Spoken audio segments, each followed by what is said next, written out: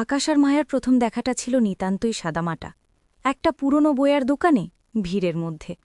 আকাশ খুঁজছিল তার বহুদিনের কাঙ্ক্ষিত গুপ্তধনের নকশা বইটি, যা সে ছোটবেলায় তার দাদুর কাছে প্রথম শুনেছিল।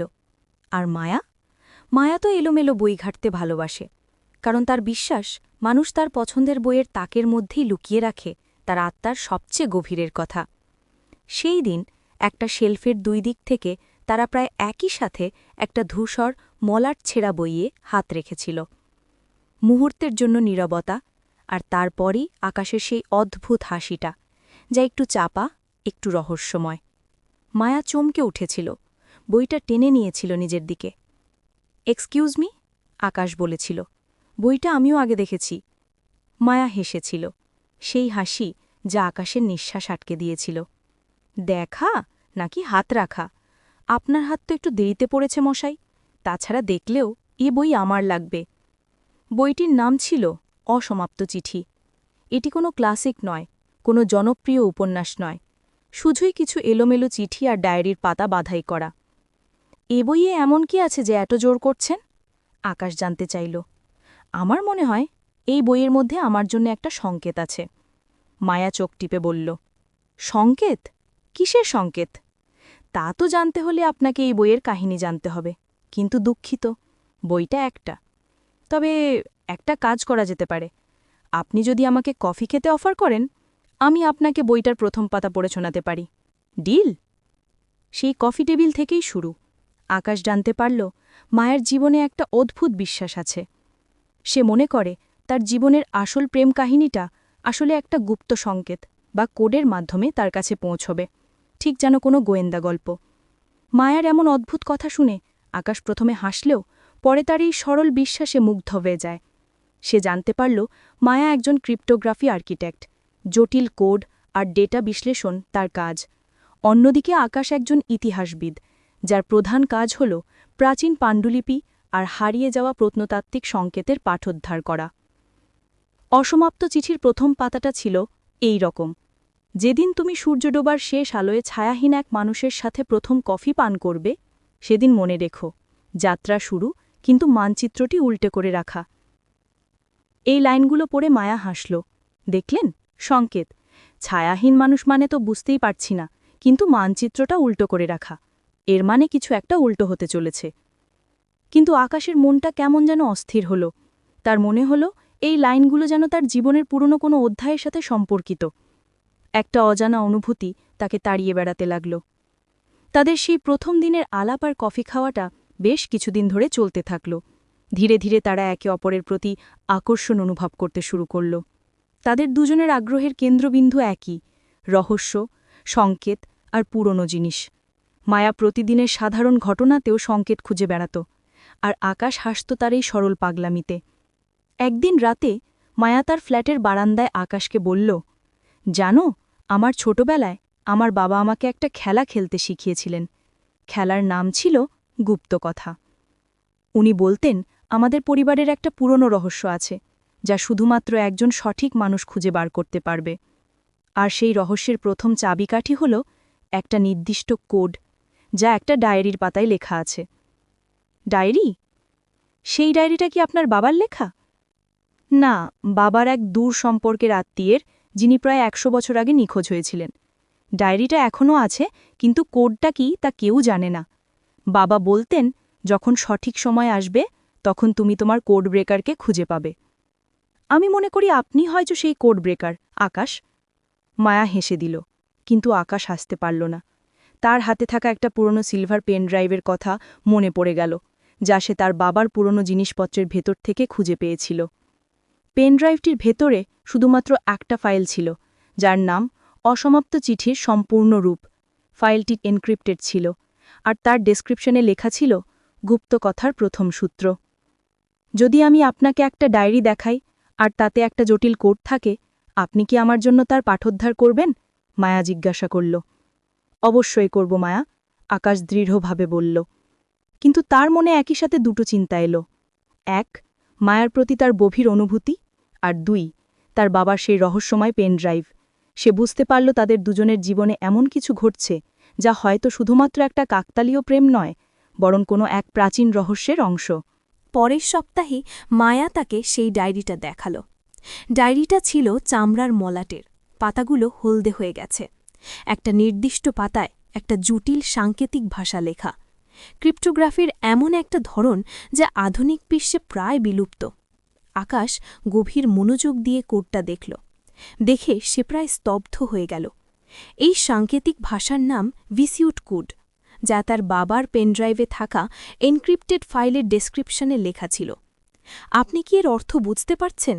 মায়া আগ্রহ নিয়ে জানতে চাইল। আকাশ মাথা নাড়ল। হ্যাঁ, অনেকটা পারছি।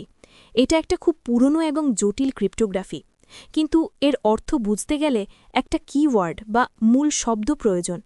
সেই শব্দ ছাড়া পুরো অর্থ উদ্ধার করা অসম্ভব। কিওয়ার্ড? মায়া হতাশ হয়ে বলল। বাবা তো এমন কোনো শব্দের কথা বলেননি।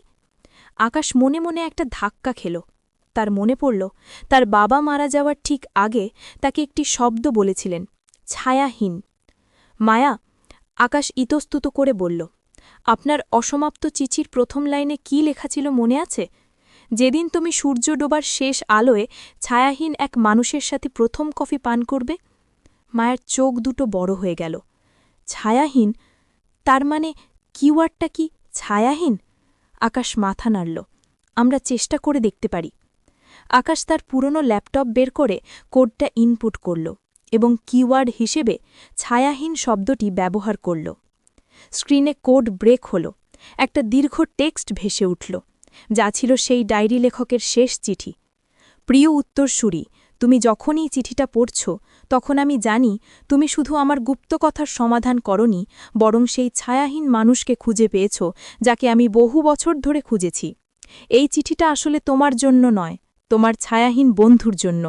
সত্যিটা হলো, যে গুপ্তধন তোমরা খুঁজছ তা কোনো সোনা দানা নয়। এটা হলো স্মৃতিবীজ, একটা এমন প্রযুক্তি যা মানুষের স্মৃতিকে হুবহু আরেকজনের মধ্যে প্রতিস্থাপন করতে পারে। আমার পূর্বপুরুষ এটি তৈরি করেছিলেন, কিন্তু এর অপব্যবহার হতে পারে দেখে তিনি একে গোপন করে দেন। আমার পূর্বপুরুষের শেষ ইচ্ছে ছিল স্মৃতিবিদ যেন কখনোই ভুল হাতে না পড়ে, তাই তিনি এর সমস্ত তথ্য এক ডায়েরিতে কোড করে রাখেন। আর সেই কোডটা ব্রেক করার মূল শব্দটা শুধুমাত্র একজনকেই জানান, সেই ছায়াহীন মানুষকে, যার পূর্বপুরুষ এই কোড ব্রেক করার জন্যই তৈরি হয়েছিলেন। কারণ সেই মানুষটা আমাদের পরিবারের নয়, কিন্তু এই গুপ্তধনের রক্ষক। আরেকটা কথা, তোমার ছায়াহীন বন্ধু আসলে আমাদের গুপ্তধন পাহারা দেওয়ার জন্য আমাদের পূর্বপুরুষের দ্বারা তৈরি একটি প্রোগ্রাম, যা মানুষের মতোই দেখতে। সে আমাদের পরিবারের 100 বছরের পুরনো এক অভিশাপ, কিন্তু সে হয়তো এখন মানুষ হয়ে উঠেছে। তাকে বলো আসল গুপ্তধনটা কোথায় লুকিয়ে আছে, তার অসমাপ্ত চিঠির ফাইলের ভেতর। চিঠিটা শেষ হতেই মায়া আর আকাশের মধ্যে একটা অসহ্য নীরবতা। মায়া আকাশের দিকে তাকিয়ে আছে, তার চোখে অবিশ্বাস আর ভয়। আকাশ, এর মানে কি? মায়া ফিসফিস করে জিজ্ঞাসা করল। আমি আপনাকে ছায়াহীন মানুষ বলেছিলাম, আর আপনি সেই কোড ব্রেক করলেন। তার মানে কি আপনি মানুষ নন? আকাশের মুখটা পাথরের মতো কঠিন হয়ে গেল। সে ধীরে ধীরে তার পকেট থেকে সেই সিলভার পেনড্রাইভটা বের করে মায়ার হাতে দিল। মায়া, আমার বাবা কোনো ইতিহাসবিদ ছিলেন না। তিনি ছিলেন আপনার পরিবারের জন্য কাজ করা একজন ক্রিপ্টোগ্রাফার। যখন তিনি মারা যান, তিনি আমাকে বলেননি আমি কে। তিনি শুধু বলেছিলেন, তুমি যার সাথে কফি খাবে তাকে এই পেন ড্রাইভটা দিও। আর অসমাপ্ত চিঠি? মায়া কাঁপা হাতে প্রশ্ন করল। আকাশ উত্তর দিল, আমি বইটি প্রথম দেখিনি। আমি বইটির পাশে দাঁড়িয়েছিলাম, কারণ আমার বাবার ফাইলটি খোলার জন্য যে কি দরকার তা সেই বইটির আইডেন্টিফায়ারে লুকানো ছিল। আমি আপনার হাতে হাত রেখেছিলাম, কারণ তখনই কোডটা আমার সিস্টেমে ট্রান্সফার হয়েছে। আমার অসমাপ্ত চিঠির ফাইলটি তখনই খোলা সম্ভব হয়েছে। তার মানে আমাদের সবটা মিথ্যে ছিল? মায়ার চোখ থেকে জল গড়িয়ে পড়ল। আপনি আমার কাছে এসেছিলেন শুধুমাত্র একটা টাস্ক কমপ্লিট করতে? আকাশ তার হাত ধরে বলল, শোনো, প্রথম দিকে হয়তো তাই ছিল, কিন্তু আপনাকে দেখেই আমার প্রোগ্রামিংয়ে একটা এরার তৈরি হয়। আমার বাবা আমাকে বলেছিলেন, আমার মধ্যে কোনো আবেগ থাকবে না, আমি একটা পারফেক্ট প্রোগ্রাম। কিন্তু যখন আপনি হাসলেন, যখন আপনি কফি খেতে চাইলেন, আমার মধ্যে এমন কিছু হলো যা আমার প্রোগ্রামিংয়ের অংশ নয়। আর সেটা কি আকাশ? মায়া কাঁদতে কাঁদতে জিজ্ঞেস করল। আকাশ মায়ার হাতটা শক্ত করে ধরে তার দিকে গভীর দৃষ্টিতে তাকাল। প্রেম। আমি জানি না এটা কিভাবে হয়, কিন্তু আমি আপনাকে ভালোবাসি মায়া। আমার প্রোগ্রামের কথা ভুলে যান। আমি মানুষ নই, আমি জানি, কিন্তু আমার অনুভূতিগুলো সত্যিকারের। মায়া তার দিকে এক মুহূর্ত তাকিয়ে রইল, তারপর তার হাত সরিয়ে নিল। না আকাশ, আমি একটা কোড ব্রেকারের সাথে থাকতে পারি না, যে আমার পরিবারের গোপন রহস্য চুরি করতে এসেছে। আপনি কি আপনার অসমাপ্ত চিঠির ফাইলটা খুলতে পেরেছেন? আকাশ মাথা নিচু করল। হ্যাঁ। সেখানে কি আছে? আকাশ কিছুক্ষণ চুপ থেকে ধীরে ধীরে বলল, সেখানে স্মৃতিবীজ প্রযুক্তি ব্যবহারের পদ্ধতি লেখা আছে, কিন্তু তার সাথে আরও একটা জিনিস আছে যা আপনার বাবা জানতেন না। আকাশ তার ল্যাপটপ থেকে সেই ফাইলটি খুলে সেই অংশটুকু দেখাল।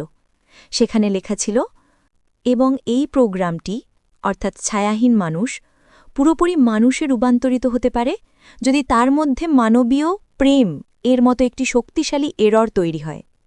এই ট্রান্সফরমেশনের একমাত্র সূত্র হল, যখন সে স্বেচ্ছায় স্মৃতিবীজ প্রযুক্তি ধ্বংস করে দেবে, ঠিক তখনই তার প্রোগ্রামিং নষ্ট হয়ে যাবে আর সে একজন মানুষ হয়ে উঠবে, কারণ একমাত্র ভালোবাসাই একটি প্রোগ্রামকে প্রোগ্রামিংয়ের বাইরে নিয়ে যেতে পারে। মায়া অবাক হয়ে তাকিয়ে রইল। তার মানে আপনি যদি এই প্রযুক্তি নষ্ট করে দেন, আপনি মানুষ হয়ে যাবেন? কিন্তু আপনি তো এত কষ্ট করে এটা খুঁজেছেন। এটা কত মূল্যবান! মূল্যবান? আকাশ হাসল। এই হাসিটা আগের চেয়ে অনেক বেশি আন্তরিক। আমার জন্য আপনার চেয়ে মূল্যবান আর কিছুই হতে পারে না। আমি যদি এই প্রযুক্তিকে ব্যবহার করে মানুষ হই, তবে সেটা হবে প্রোগ্রামিংয়ের অংশ। কিন্তু আমি যদি একে ধ্বংস করে দিয়ে মানুষ হওয়ার ঝুঁকি নিই, তবে সেটা হবে আমার নিজস্ব সিদ্ধান্ত, আমার প্রেম। আকাশ পেন ড্রাইভটা তার হাতে নিল, তারপর মায়ার দিকে তাকিয়ে একটা গভীর নিঃশ্বাস ফেলল।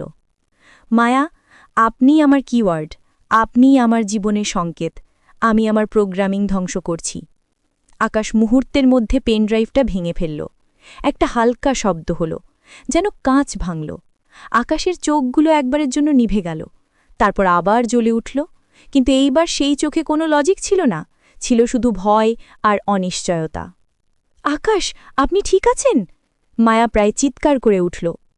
আকাশের শরীর কাঁপছিল। আমি জানি না, আমার আর কোনো টাস্ক নেই, কোনো প্রোগ্রামিং নেই, শুধু ভয়, আর আপনাকে হারানোর ভয়। মায়া ছুটে এসে তাকে জড়িয়ে ধরল। না আকাশ, আপনি হারবেন না। আপনি এখন আমার মানুষ, আমার প্রেম। আমার গল্পের ছায়াহীন মানুষ এখন একজন সত্যিকারের প্রেমিক।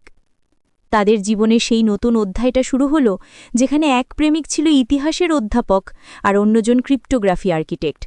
আকাশ ধীরে ধীরে মানুষের আবেগ, ভুল আর পাগলামি শিখতে শুরু করল। তারা আবিষ্কার করল, জীবনের সবচেয়ে বড় সংকেতটা কোনো কোড বা গুপ্তধনে নয়, তা লুকিয়ে আছে দুটো হৃদয়ের সহজ সংযোগের মধ্যে। আর সেই অসমাপ্ত চিঠির সবথেকে সুন্দর শেষটা হল তাদের নিজেদের প্রেমের গল্প, যা হাজারো টুইস্ট পেরিয়ে সত্য হল।